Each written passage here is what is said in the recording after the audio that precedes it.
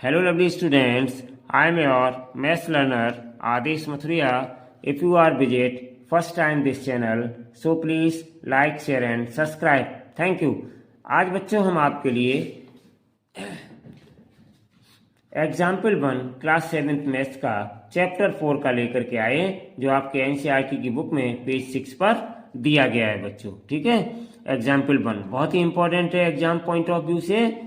जितने भी examples important होते हैं हम आपको इंट्रोडक्शन के जरिए या फिर अलग से वीडियो बना करके लाते रहते हैं बच्चों। चलिए, तो एग्जाम्पल 1 मेरे पास क्या है बच्चों, right the following statements in the form of equations.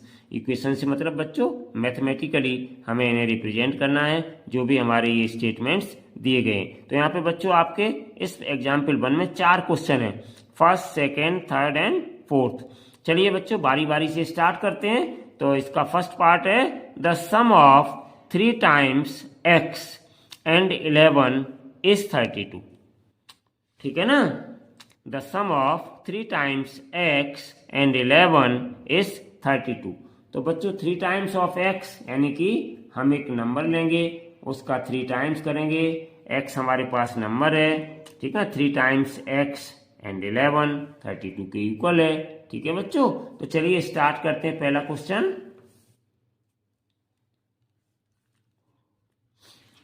तो देखिए बच्चों 3 टाइम्स ऑफ x कितना हो जाएगा, 3 टाइम्स x, इसका मतलब 3 टाइम्स ऑफ x निकालेंगे।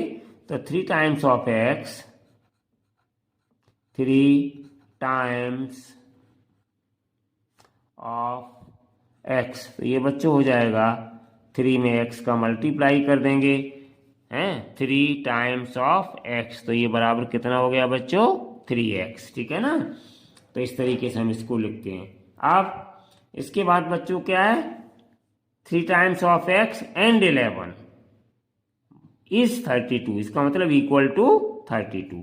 तो देखो बच्चों अकॉर्डिंग टू क्वेश्चन हम यहाँ क्या लिखेंगे, according to question, according to question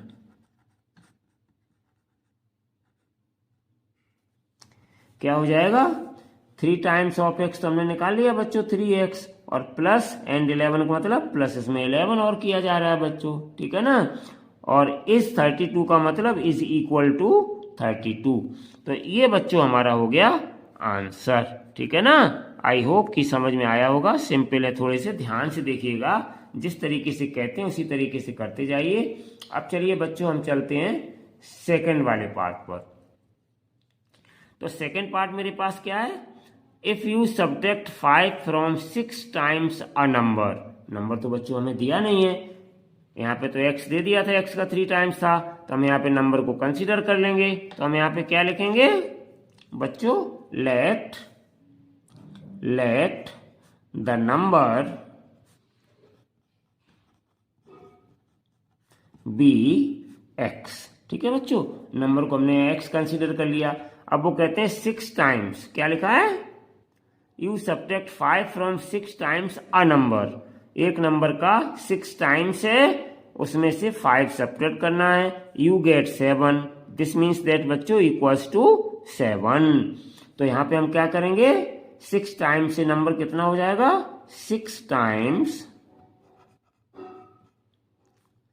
a number, number हमने बच्चों कितना माना है, x, तो ये हो जाएगा बच्चों 6 times of x, 6 into x, यानी कि बच्चों हो गया 6x। ठीक है, तो ये आ गया आपका 6x। ठीक है बच्चों, अब वो क्या कह रहे हैं, 6 टाइम्स अ नंबर, 5 सब्ट्रैक्ट कर रहे हैं 6 टाइम्स अ नंबर में। तो अकॉर्डिंग टू क्वेश्चन क्या हो जाएगा, अकॉर्डिंग टू क्वेश्चन,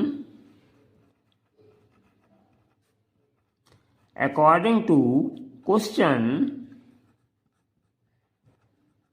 क्या हो जाएगा बच्चों, 6x माइनस 5 क्या है, सब्ट्रैक्ट कर रहे हैं इसमें, ठीक है, और you get 7 means equals to 7। तो ये आ गया बच्चों आपका आंसर। ठीक है ना, समझ में आ रहे हैं बच्चों। नेक्स्ट, इसके बाद थर्ड पार्ट है मेरे पास, ध्यान से देखिएगा। थर्ड पार्ट क्या है मेरे पास बच्चों, 1/4 of m is 3 more than 7। 1/4 of m, तो बच्चों m का हम 1/4 पहले निकालेंगे। 1/4 ऑफ, देखिए ध्यान से, 1/4 ऑफ m ये कह रहे हैं। तो 1/4 ऑफ का मतलब क्या होता है बच्चों? मल्टीप्लाई। तो यानी कि 1/4 मल्टीप्लाई बाई m, यानी कि m का 1 में मल्टीप्लाई किया तो m/4 आ गया बच्चों। ठीक है ना? तो 1/4 ऑफ m यहाँ पे हम लिख देंगे, ऐसे करके हम लिख सकते हैं यहाँ पर। यहाँ पे भी आप चाहें तो बच्चों यहाँ पे भी ये चीज लिख सकते हैं, 1/4 ऑफ m, 1/4 ऑफ m। तो हमने यहाँ कितना निकाला? 1/4 ऑफ m, m/4 ये लिख सकते हैं बच्चों, m/4 होता है 1/4 ऑफ m। ठीक है ना? सिंस, यहाँ पे क्या लिखेंगे हम बच्चों?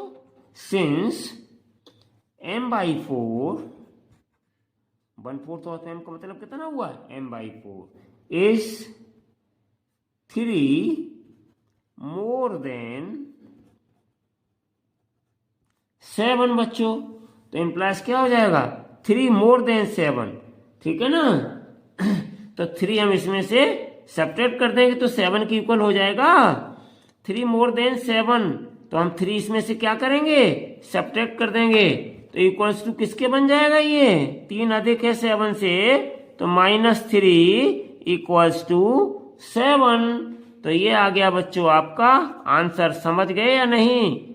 कुछ डिफिकल्टी लग रही है या डिफिकल्टी लग रही है बच्चों? देखिए क्या लिखा है, 1/4 of m is 3 more than 7। 7 से 3 अधिक है, तो बच्चों इक्वल कब होंगे? जब m/4 में से जो 3 ज्यादा है, मोर देन है, वो माइनस कर देंगे तो ये इक्वल्स टू आ जाएगा 7 के। तो ये हो गया हमारा आंसर। ठीक है? हाँ, अब चलिए बच्चों नेक्स्ट। तो नेक्स्ट मेरे पास है, ध्यान से देखिएगा, 1/3 of A number +5 is 8। 1/3 of A number पहले बच्चों निकाल लो। अब ऑफ ए नंबर तो हमें पता नहीं है, तो हम यहाँ पे बच्चों कंसीडर कर लेंगे, let the number be x। क्या मानेंगे? लेट द नंबर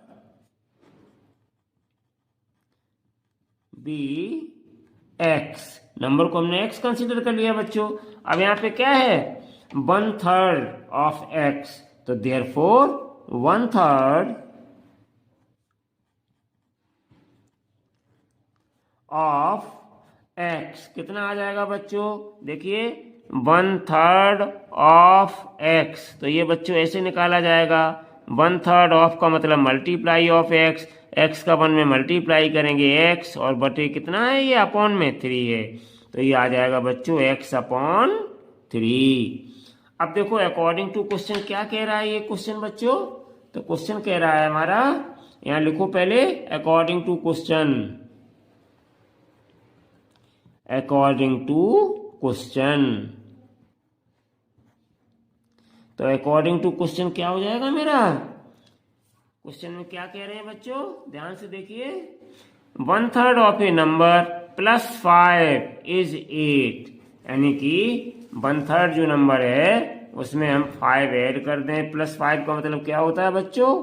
x/3 में 5 को ऐड कर दें, तो ये हो गया +5। और इज का मतलब इक्वल टू कितना है बच्चों? 8 के। तो ये हो गया मेरा मैथमेटिकल फॉर्म, और यही हो गया मेरा आंसर। तो इस तरीके से बच्चों आज हमने इस वीडियो के माध्यम से आपका एग्जाम्पल 1, जो कि बहुत इंपॉर्टेंट था, आगे एक्सरसाइज में भी ये चीज़ें आपको करनी होंगी बच्चों, कंप्लीट किया। आई होप कि आपको बहुत अच्छे से समझ में आया होगा। Thank you so much for watching this video. Take care and bye bye.